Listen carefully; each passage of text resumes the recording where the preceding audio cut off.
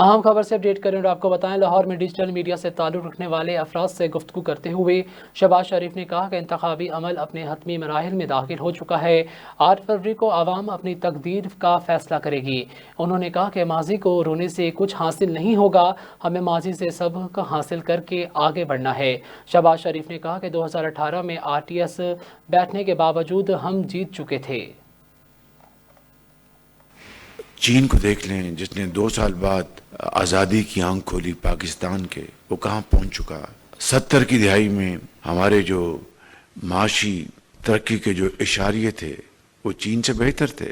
آپ دیکھیں کہ 90 کی دہائی میں پاکستان ہندوستان کے مقابلے میں کئی حوالوں سے بہتر تھا۔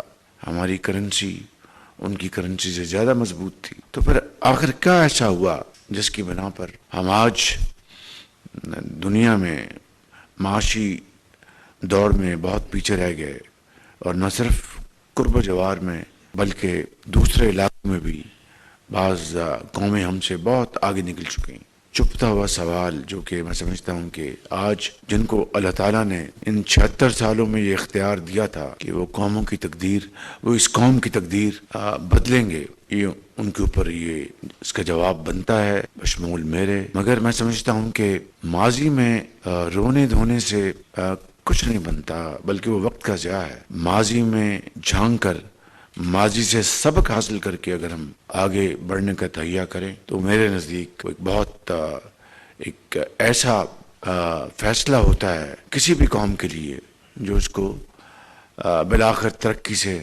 ہمکنار کرواتا ہے۔